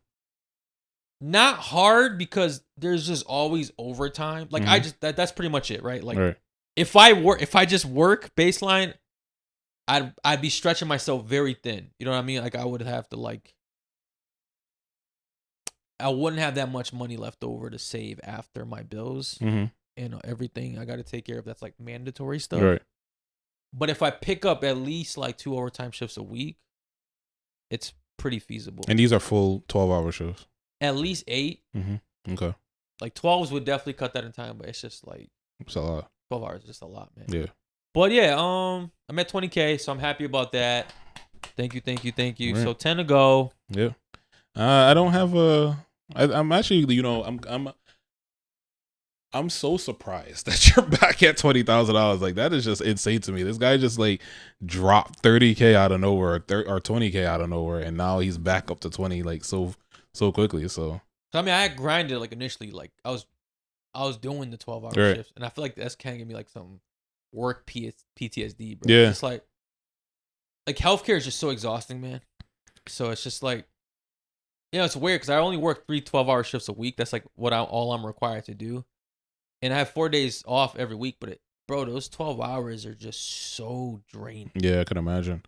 So like, you know, when you think about picking up overtime, it's just like, oh man, it's just like I don't even really want to. Yeah. I mean, I don't know. I was kind of hoping that like our job would do like a 10-hour or 12-hour day, but it doesn't really look like it's likely that they will do that. But for me, I would rather have like, you know, three 12s than to be coming in there every day. It's like it's one of those. It sounds so good in theory until you're like doing it for years. Right. That's like, it wears you, man. Yeah. I mean, I do think, you know, you hitting this 30K is very possible, to be honest with you. Like, no, I'm gonna do it. I'm gonna get back to it. Come fall time, it's like daddy's back on. And you think you could get 10K, or well, I guess the majority of 10K between from fall to the end of the year? Yeah. Okay. Oh, all right. But I'm telling you, like, because when I pick up overtime, it significantly like changes my check. Okay. Like, you know, like my time and a half is pretty good. Right, so when I get, because I also get a lot of differentials too working in healthcare, especially if you pick up on the weekend. Yeah. It's like extra $10 an hour type of thing. Oh, really? So it's like, oh, wow. And, you know, I mean, it really makes a difference. Yeah. It's just whether you want it. Right. I don't know, man. I don't think so initially my goal, which was very advantageous, was 36,000 for the year. That's just not possible. Yeah. So I don't have like a hard limit. You know, I just want to maximize like, you know, my savings as much as possible. Do you think 10K is feasible for you by the end of the year? I don't know. You know, like I don't really want to say yes or no, because I feel like if I say yes, then life just has a way of showing me that it's not, you know? Okay. So I'm just taking it one day at a time. You know, like I said, I'm doing what I said I wanted to do, which you doubted me at first. I was like, I don't want to like give a number because I don't want to like, you know, be too focused on it. But I know that sometimes when people don't give a number, then they tend to do like the bare minimum. Yeah. And I knew this was just not that for me. You know, like I really wanted to max, like give it my all. So yeah, I'm at like 6,000 right now, and I don't know, you know, I hope I could get there. You got this. Yeah, I mean, we both got it. I'm at the point now where this is the most money I've saved ever. Like, nice. Yeah, like this is. If I hit 30K, that will be the most money I've ever saved in my life. Really? Like, in my actual savings account. Okay. I've gotten close to it like a couple times in my life. Mm-hmm. Like before I bought the condo, I had I think 20-something K. Right. Before I used all the money for the you know what it is, 30K has been a barrier to me, right. Bro. I've never had that much saved up. Saved up. I mean, why is 30K the number for you? I think because I've never touched it. Like that's really I think that's it, yo. I mean, like I said, like obviously 20K is a good amount, right. And we talked about this before, but like when you have a property, right? Things are very expensive, you know, when emergencies do happen. Yeah. And I think 30K to me is that number where it's like, okay, I could make a big purchase if needed and still have 20K. So do you feel as though like I feel like I really want 20K, but like that 10K is right. Like the buffer. The buffer. Right. Yeah. So I mean, so do you feel as though like this is gonna be like in a savings account, like a actual savings account, like not touching type of savings account? That's my goal. Okay. Yeah. I mean, so which kind of goes against what not everybody, but the people, real financial gurus talk about, which is like having 3 to 6 months. So of a savings. My current savings account where I keep this money is in a high yield savings account. Right. So not a crazy investment, but it Right. is safe and it makes me a little money. Like last year, I made about $1,200 off interest alone, Oh, nice. Yeah. off like 25K, Mhm. which to me is the most money I've ever made off interest passively, right? Right. So what I'm hoping to do is keep this 30K here as my true rainy day fund, emergency fund. Okay. Not touch it, let it grow with this interest. Yeah. And then I want to start a separate savings account to do more like investing or saving up for my next property. Okay.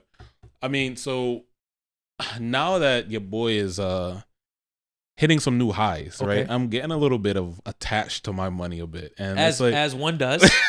and it really like made me question, like, you know, why do you think that is the case? Like, it like I know that you said like as one does, but I feel like people don't really understand like how much of an attachment it is. It's almost like I'm scared. I'm gonna tell you why we're so attached to money. It's because we see money as our time. Right.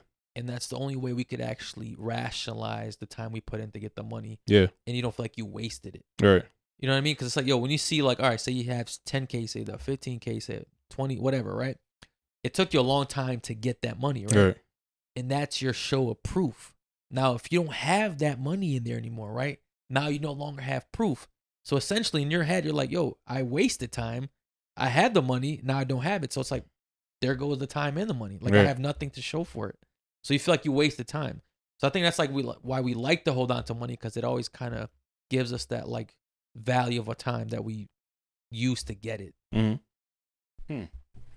I mean, so do you feel as though like this is I guess a good mindset, because like, you know, we know people personally, right, that is very tight when it comes in terms of money, you know, and it's like, do you feel like that's a healthy way of living? Because I feel like, you know, my fear is that like I have the money and I feel like, you know, anything, like I'm almost like, it's giving me anxiety having money. You feel me? I feel like, the thought of spending, which is crazy, because it's like, I feel like I have more anxiety now that I have like this much of a savings account. Like I said, I've never had this much actually saved up before. Like, but compared to when I didn't have a savings account, like I was like carefree. You feel me? Like I didn't have any cares in the world. But I feel like now it's like, it's giving me anxiety, like, you know, of, I guess, the unknown in a sense, you know, having to possibly like spend this money.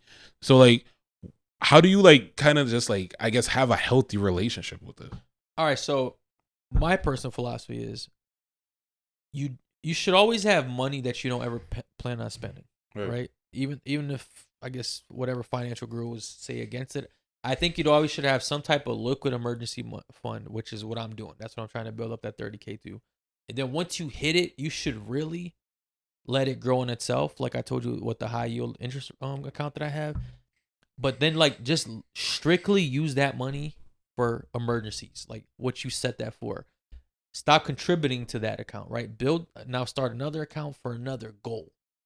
And I think that goal account, that's the money you spend on other things. Maybe a trip, maybe an investment, whatever. That rainy day fund is strictly for one thing. So that's when you hit that number, when you hit that number again, it's zero. You're pretty much at zero all over again. In a sense. Yeah, it's one way to look at it. Yeah, and then you pretty much have to like build these separate accounts up to like whatever. So, all right, so I have a mini game, right? And I like games. It's kind of like, let's do yay or nay. Okay. Right? But we could like dive in. You could give like an explanation a little bit okay. in terms of like why yes or why no. Okay. All right.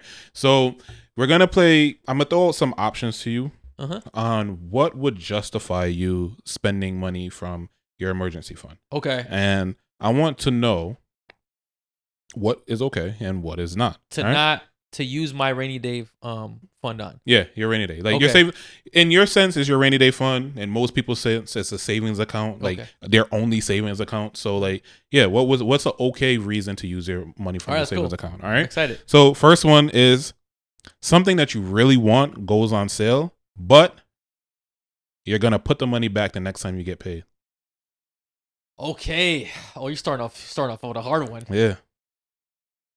The immature, frivolous spender in me wants to say yes because, all right, I'm going to pay myself back, right? But the thing is, it's almost like a drug addiction. You start dipping and breaking your own rules when it comes to money once, it's a lot easier to do it the second time. So yeah, maybe I'll spend money for this one thing that I wanted because it's on sale, and I do pay myself back, and I'll probably have some type of moral battle before I pull the trigger. I promise you, the second time something else that I like goes on sale, it's gonna be much easier for me to do that, and it's probably gonna take me a lot longer to pay myself back. So I like the way you said that. This is a no. Okay, you don't spend your rainy day fund on just material things that you want. Now, if it's something that you need, a little different. Okay, all right, a vacation. Ooh, just a fun vacation. Let's dive into it. So, like, let's just say you and your friends do an annual trip every year. Okay. And the trip is coming up. You've been dedicating for me example, right? Okay. I've been dedicating all of my energy and my savings into my savings account. So would it be okay for me to use a portion of the money, obviously not a significant amount, for an annual trip? I'm going to say no. I'm going to treat it the same way I looked at the material thing. This is not something that I need. It's something that I want. And it'll probably suck to miss out, but I should have planned better with other accounts. I like that. That's honestly right along the same lines I was at. All right, perfect. So now what about like an emergency trip? Like, I don't know, a wedding. How close am I to this person? Relatively close. Like his family member? Yeah. Came out of nowhere? 6 months to prepare.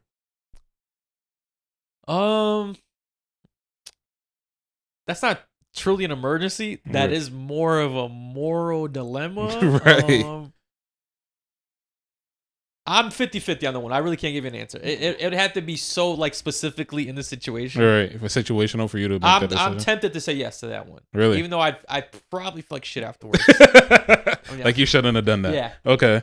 All right. Now what about like obviously like emergency, like a health. It's in the word. Right. An emergency. I'm gonna spend the money. Okay. So like family's sick, you need to fly back home or something like that. Yeah. Yeah, that makes sense. All right. Car expenses. Yeah, 100%. It's an emergency. Your car, we live in Connecticut, right? We need a car. We're not like somewhere in the city where you could take public transportation. 100%. If I need to spend money on my car, 100% counts as an emergency. I'm dipping into my rainy day fund and using it for that rain. Okay. All right. Good. Moving expenses. Moving expenses? Yeah. So like down payment for an apartment, purchasing furniture for an apartment. Ooh. I probably would do it for a down payment, not the furniture. I'd wait on the furniture. I'd probably buy it as I got paid. As you go by. Yeah. I like that. I like that a lot. I think most men operate in that way. Right. Well, that's why most men, when they first get a crib, there's nothing. There's nothing in it. They're just gonna buy it as needed. You're lucky if you got a mattress. Yeah. In there. All right. All right. Hospital bills. Cause I ain't gonna lie to you. I might make a little couple payments. I ain't paying that shit off. Nah, them things gonna stay there. Like, if it don't affect me, it ain't really my problem. Hospital was very close to like student loans. You feel me? Like, out of sight, out of mind. I'm not. Yeah, we'll worry about that some other time. Yeah, that thing gotta be kissing. I gotta get a collection notice. Like, yeah, nah. All right, cool. Lending a friend money. Ooh. So, a friend. Okay. Reliable friend. Not like some shady friend, but like really close friend is asking you to borrow some money. They need $500. Are they an emergency? That's what's gonna that's what's gonna really make it or break it for me. If they're an emergency, I will do it. If they're not, if this is a want, I'm not. This is why when you borrow money from me, I do like to know what I'm You're vetting the reason because behind all right, bro, like I can't make rent. I'm like, I got you. You know what I mean? Like, yo, man, I'm trying to go on this vacation with my girl. Someone said, yeah, fuck out of here. I'm not the one. Okay. I think that I like that. Now, what if it's like, I guess it's kind of like they have a business venture, right? Let's just say like you asked me to borrow money because you are trying to put down a down payment for a property or something like that. Or I ask you for a down payment because I want to put down money for a down payment or for something like that. And I say, I'm going to pay you back and I promise to pay you back. Is that something that you would dip into your rainy day fund for? I'm tempted to do it because I kind of respect that. Okay. Yeah, it's like not necessarily an emergency, but if I'm in a situation where letting the money go is not gonna hinder me in any way, I think I'm tempted to do something like that. All right. Well, I have lastly paying off debt. Ooh, that's a good one. Yeah. Yes, I'm gonna say yes. Yeah. I think debt should be looked at as an emergency because in the long run, the interest will kill you. I like that. I think that one thing that Dave Ramsey says is, to be honest with you, if you're in debt, you shouldn't be saving money. Yeah. You should be aggressively paying off your debt. And I think sometimes debt can get ahead of us, when you do have a savings account. So if you're ahead of the debt, like if debt is ahead of you and you have enough savings to clear yourself and to start yourself at zero, then it might be best to pay that off, maybe cut the credit cards or something. I mean, essentially that's what I did with my mortgage. Right. Like I just used most of my money for the debt. Right. Yeah. So, but it wasn't an emergency, but I think that if you have debt though, like if you already have debt and you're thinking about building a savings account, I think what you should do is create a little nest egg. Dave Ramsey says $1,000. I don't know, maybe with the inflation these days, it might be $2,000 or $500, $1,500, but whatever, no less than $1,000, and then allocate all of your money towards paying off that debt. The interest will just get you, man. Right. It's almost useless to start saving money while you have debt that's collecting interest because you're losing money as you're building. Right. So, yeah, that's the mini game that for game, you. man. Yeah. Give me a little insight, and I know, what it came about. Like I said, I was starting to get a little bit nervous now that I'm at this number, and I'm like, you know what? Like, what would be some acceptable things to spend money on? So yeah. All right, bro. Let's talk some music. Let's talk music. So, we just listened to the Clipse album. Unfortunately. Yeah. Wasn't for you? No, not for me. All right, let's just give a honest album review. Okay. Non-biased album review. That's gonna be kind of hard. I'm not gonna lie to you. I'll introduce the album first. Okay. Right? So the Clipse just dropped their 4th studio album, Let God Sort Them Out, produced by Pharrell. Has 13 songs with features from Kendrick Lamar, Ty the Creator, John Legend, The Dream, Pharrell, Nas, and some others. First week numbers were 118,000, which is pretty good. I think that actually marks their best-selling album since their debut album for first week numbers. Right. So, not feeling the album? I'm just not feeling for what's his name, Pusha T. Like you still hold some resentment? I just overall, it's like I feel like I'm still holding resentment from like way back when. You feel me? Like to me, he seems like one of those guys that's just like puffs his chest out to be like, all right, look at me, kind of thing. Like you, he's like one of the guys that would just be like, you beat them up or something like that. And like, yeah, that's why my dick is bigger than yours. It's like, like, all right. What kind of metaphor? I'm sorry. It's like, what? Like, how do you even know? How do you even have this information? Like, when did you see this? What are you talking about? When did you see this? So like, he took a glimpse. Right? It's like, bro, like, come on, like. All right, man. And now I need to verify this. That was wild. We need to settle this right now. All right, man. All right. So, what would you rate the overall album? Unbiased. 6. 6? Yeah. Okay. So I rate this album a solid 7.5 for me. Okay. Definitely got some songs I really enjoyed. Yeah. Some whatever. Like I didn't hate any songs on the album per se. Some just didn't really stand out to me. What are your favorite 3 songs and your least favorite 3 songs? All right. So number 3, POV. Okay. Number 3 is POV. It wasn't that bad. Like it was like one of the songs where I was like, okay, like I could get with this. You feel me? Okay. Actually, that's one of my top 3 too. Really? I liked I thought Tyler kind of snapped on it, man. Really? Yeah. Yo, what did you think about Tyler's verse? Did you kind of catch the little shade in it? So I'm not gonna lie to you, bro. I listened to the songs and I just try to get through the album. Okay. So, yeah. So Tyler dropped a bar, okay. A verse in a song that. Let me see if this stands out to you, right? Mm-hmm. So in the song POV, with featuring Tyler the Creator, he wrote he dropped this. Little feature dudes threaten to sue me. Tell your lawyer set the fee. What do you think that's at? Little feature dudes? Yeah. I mean, without threaten to sue me. Tell your lawyer set the fee. You see, if it wasn't for the little feature dudes, I would say Drake. But the little feature, that's so he actually pipe down, buddy. So no, he actually wrote a he tweeted something out because everybody thought, I'm like, oh, as soon as I heard it, I'm like, oh shit, he throwing shots at Drake too. Yeah. But according to him, you know, you never know if it's real or not. It was like an old friend he did a song with, so it was not Drake at all. Okay. So he did clear that up. Okay. I thought the same thing. Yeah, that does sound like a Drake jab, but little feature was like, come on. Come on. I know you got to follow him, but not that much. So number 2 for me was So Be It. Okay. You like that song? Yeah. Okay. Yeah.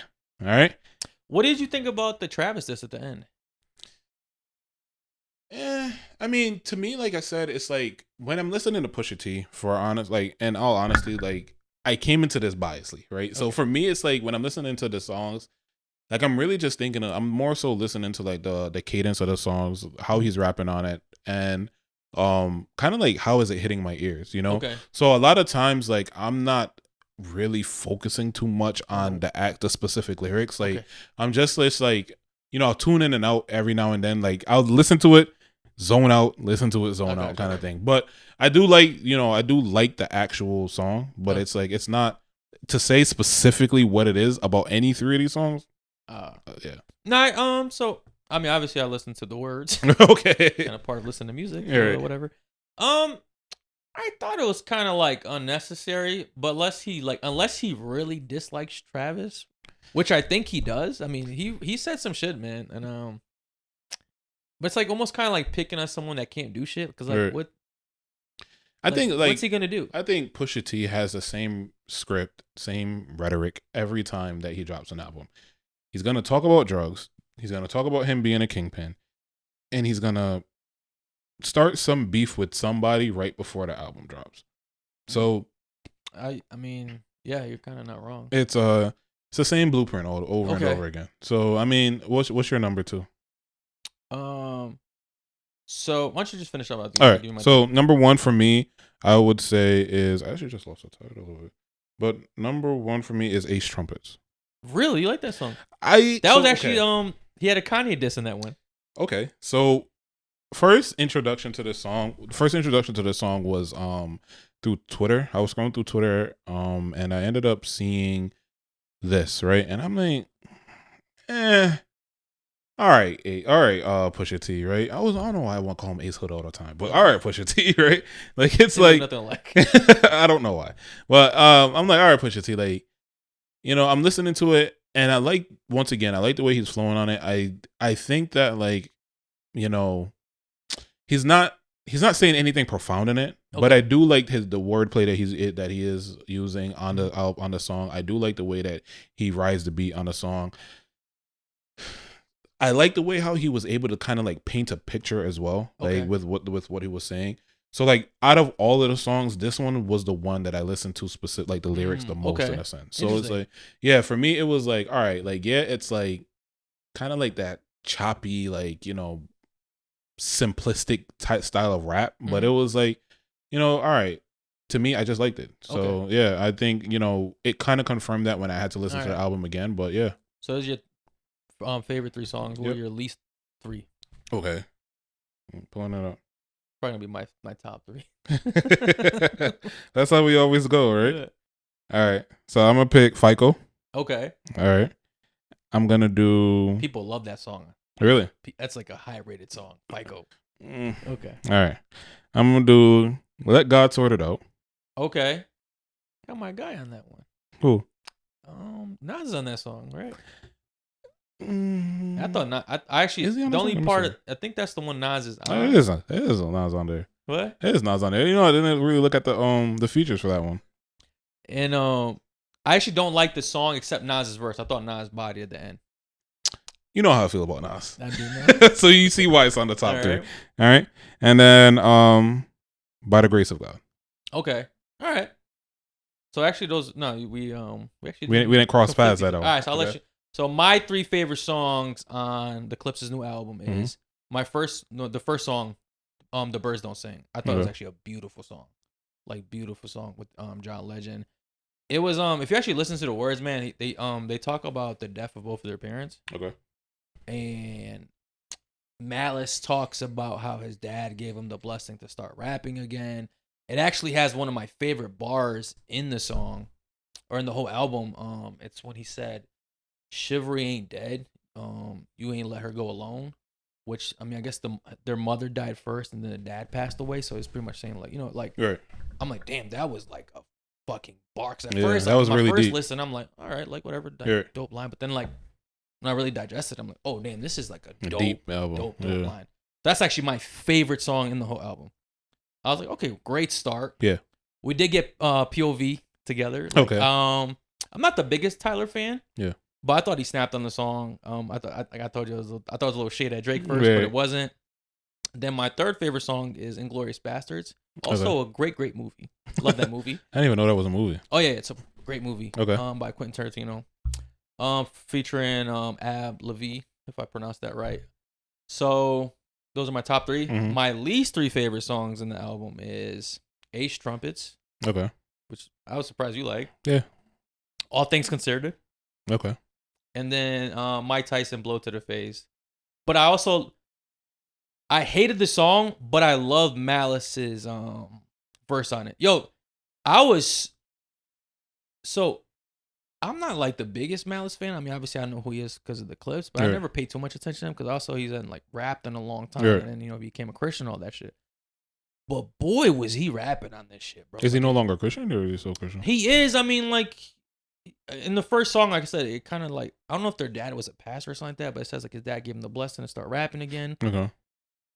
So I mean, but if you notice, he didn't curse at all throughout the album. Really? Except saying the N-word. That's it. Okay. So so I think to me, if you're a rapper that can rap like that good without actually cursing, like, that's skillful. I thought he out-rapped Pusha T on this album throughout, like almost. Yeah, honestly, you know what's funny is going back to what you were saying before about Ace of Trumpets. He's the reason why I like that song that much. You know, it wasn't even like Pusha T's verse; it was more so just Ace Trumpets. I mean, yeah, no. I mean, Malice is sorry. Malice like bodied this. I was like, yo, every time he rapped, I was like so like genuinely impressed. Right. I'm like, damn, like I gotta go revisit some of the old Clipse albums. Cause I'm like, this is like from 10, 20, or 15 years ago. I'm like, I haven't really, out of sight, out of mind. I'm like, I gotta go like tap in with this guy. Yeah. Cause Pusha T gets all the shine when it comes to them, right? Like you don't really, when you think of Clipse, you really just think of Pusha T, and they got his older brother who's just kind of there. And even in interviews, he's usually just chilling. Just chilling, Pusha T just doing most of the talking because he's got that's all he's good the most for. Controversy. You know what I mean? Right. But before we wrap this up, what did you think about the song with Kendrick on it? Because that was the song that everybody was anticipating. There was so much issues with that they actually had to leave their label for, and because they thought it was gonna be like a Drake diss on it, which. For all the hoopla for it, I thought it was kind of lackluster. Right, that's what I was about to say. Nah, I just it didn't really catch my eye. Yeah, honestly, it wasn't really anything up there. I feel like once again, it's like the two people that are the most corniest to me. And Kendrick is solely because of Drake, but I think just Pusha T is just corny to me overall. Okay. So, but Kendrick was all right. So my hate for Kendrick is. It's kind of weird because it's he was once an okay person in my eyes. It was I wouldn't say he was great, but he was just a new Kendrick Lamar song. You feel me? Okay. I'll listen to our new Kendrick Lamar album. I did the Damn album. I did have it on repeat for a while, But then I just think when people get too big for their britches, I think that. Yeah, but you don't think that's what happened to Drake though?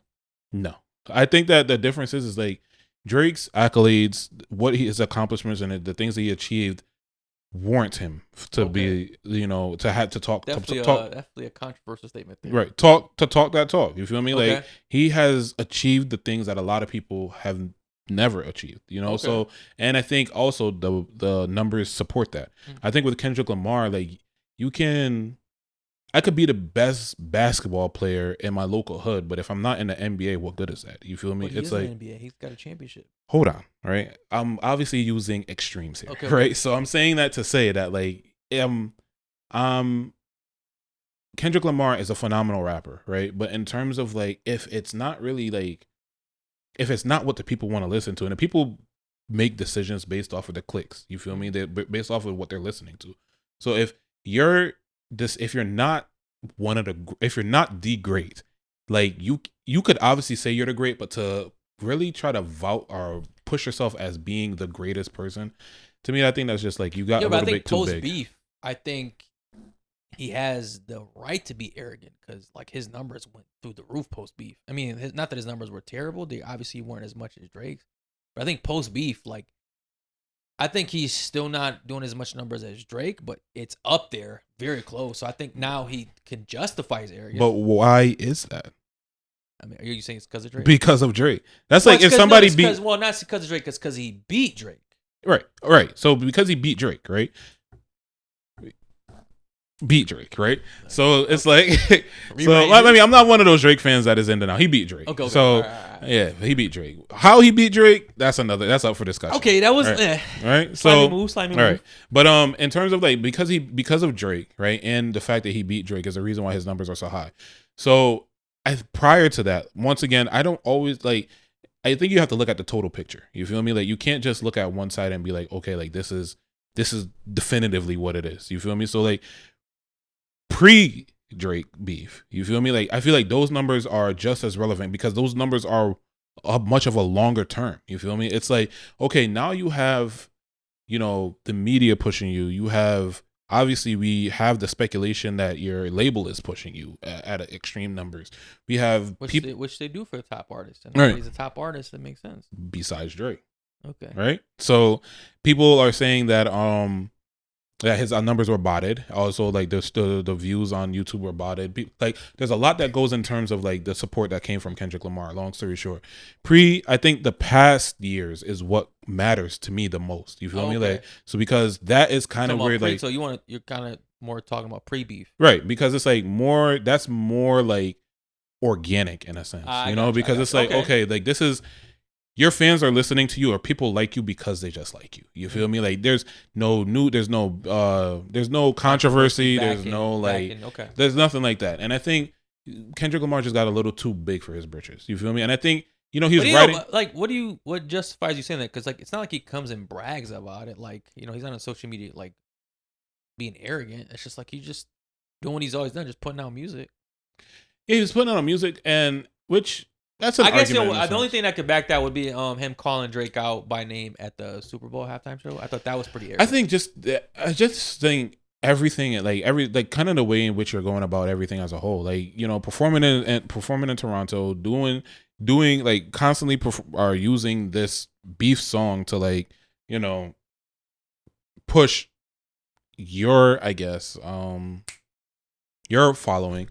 It's just, to me, it's just like cornball behavior, I think with Pusha T, I think this is like kind of, I could see them getting in the studio and just like laughing and like really just like on some real gremlin type energy. You feel me? Like exactly. Yeah. Like, oh, you did that? Yeah, you knocked him the last time, I got him this time. You feel me? It's like, yeah. To me, it's like if you really have to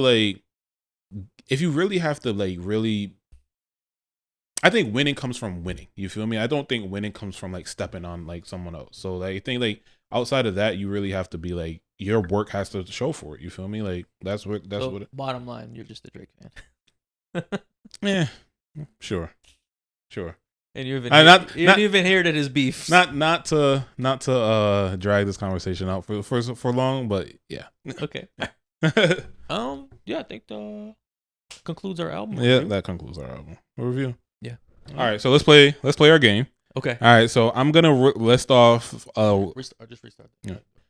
All right, so let's play our game. Okay. All right, we're gonna go through a list of Damn.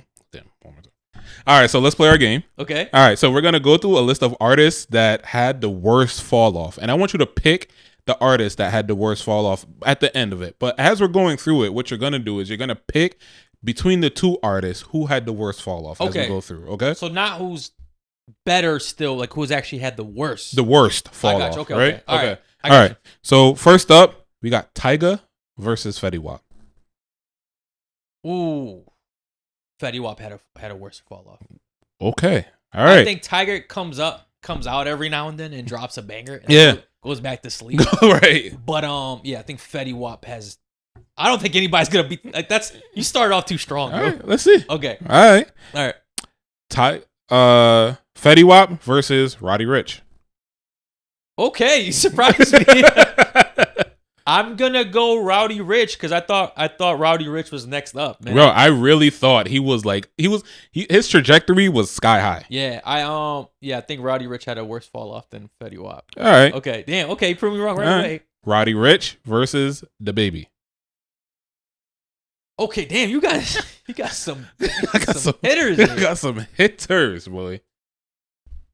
Who fell off worse, Rowdy Ricch or the baby? I don't even think there's a wrong or right answer here, bro. I think there's one right answer, and you better pick it. I'm gonna go with the baby. Absolutely. I'm gonna go with the baby. Absolutely. Yo, and I always say this every chance I get. I was there the exact second the baby chose to fall off because I was at that Rolling Loud watching him live from like 20 feet away, and I was just wondering like, what the fuck is he saying right now, yo? So you knew it was going downhill, bro. The crowd felt it. Really? The crowd felt it because, yo, bro, it was like one of those things where everybody synchronized in the sense of like confusion. We're like, where is he going with this? Yeah. All right. Next up, the baby versus Wale. I'm gonna unbiased. Okay. Unbiased. This is tough. No, that's not that tough. It's not that tough. Here's what I say. I don't really think Wale ever fell off. I think he kind of because I think when you fall off is when you're actively trying to still be lit and it's just not working. I think Wale just kind of slipped into a retirement or kind of a zone where like he's not putting out music. Where the baby is still trying. Okay. The baby versus Lil Baby. Oh, the baby. I think the baby. Yeah. Lil Baby's last album was okay-ish. I think it kept him afloat. Like he was definitely in a downhill trajectory as well. Yeah. But that brought him up a little bit. I actually liked his last album. So I think the baby still got the fall off champion right now. Okay. The baby versus Meek Mill. Damn, it's like who fell off worse, the baby or Meek Mill? One right answer. There's only one right answer. I know what answer you want me to say, and it's got to be Meek Mill. Got to be. Because his fall off was like he had a run. Like yeah. He was like baby was hot, but Meek Mill was like stamped. You're right. Yo, it was Meek Mill's fall off is almost weird because it's like you thought he got to the point where you really can't fall off. Like, right. You kind of like we're just gonna do the slip away, where right. You just kind of like settle out. You know what I mean? But now it's like, yeah, I still have hope in Meek Mill, man. I think he has one good last album in him. But yeah, Meek Mill's fall off was worse than the baby's. All right, Meek Mill versus Ja Rule. Ooh, man, you got some good ones, bro. You got some real good ones. Yeah. Did my homework. I'm gonna go Ja Rule because his fall off was forced, and it's still talked about to this day. Yeah, like Meek Mill's fall off isn't that bad because at least his songs still get played. Right. But Ja Rule is like, unless you're around for that, you don't even know who Ja Rule is. All right. Yeah. But let's not disrespect Ja Rule's catalog. No, Ja Rule was like actually one of my intros into hip hop. Right. Like really, like that's was like my favorite rapper. Yeah. All right. Ja Rule. So this is kind of like beef versus beef, right? Okay. Last one. Ja Rule versus Drake. Who fell off worse, Ja Rule or Drake? It's got to be Ja Rule, bro, because Drake is so stamped that it's hard to ever say he truly fell off or will ever fall off. Like he's just his catalog is so deep with good music that it's just like it's impossible for him to ever truly fall off. Like you could say that he'll never be as big as he was, but like he'll always get played. Like he'll always get recognized. Like, Ja Rule is just like the fall off king to me. My opinion is I think it's a little too early for Drake. Yeah. It's still like we really haven't gotten a Drake album yet, and we haven't seen the people's reaction from a Drake album yet. So I think right now we're still in the realm of like Jay-Z versus Nas versus like a 50 and a Ja Rule situation. Okay. So that's how I compare that. Yeah, I think Ja Rule probably has the worst fall off in hip hop history. Yeah, so Ja Rule is the winner loser. Yeah. The biggest loser for this game. But Still great artist. Still has great music. If you've never listened to Ja Rule, man, tap in. Like, he's got bangers. Absolutely. Bangers. But that concludes our game for today. Yeah, man. Yeah. Great. Yo, good game. Good game. Next week's my turn. I gotta come up with something good. That was a good game. I like that. Yeah, I think that concludes the episode. That concludes our episode. Like I said earlier in the episode, make sure y'all drop a freaking like, man. Drop a comment. Let us know what y'all thought. Just drop something, man. Yeah. And it's free. Let us know, man. Tell us any games that you guys will recommend as well. Yeah. We'll play them. And we'll see you on next episode. Later. Peace out.